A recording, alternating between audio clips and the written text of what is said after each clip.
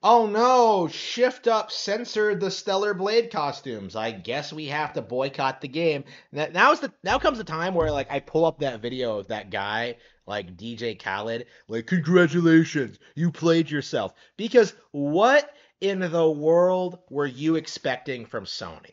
Okay, like real talk. Like this idea, this narrative that people had was that like Korea is completely for woke. It's not like those censored Japanese companies. Ah, look at these attractive women.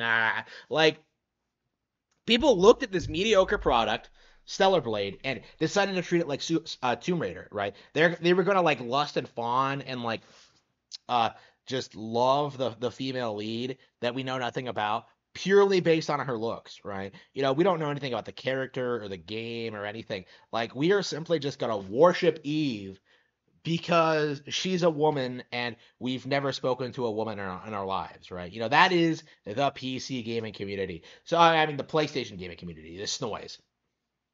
I'm sure there's some overlap there. I think PC gamers believe this is coming to PC, but anyway, um, you know, Gamergate played itself, right? Just like they did with Helldivers 2. Like they really believed that this was some like big W for them, some big W against like the gaming establishment. But instead, like you were all played for fools, right? Shift Up made one very specific promise: we aren't going to censor anything worldwide to get all of these people on board. And what do? They censor the game. You know, at the very moment it's about to hit launch, right? You can't stop its momentum, right? After weeks and weeks of just bombarding everyone with like screaming about how Eve is like the ideal female video game protagonist because I don't know, she doesn't talk and she wears skin tight clothing or whatever. Like I don't know why people like Eve. Okay, didn't wasn't following along with it because I knew this was gonna happen. Right.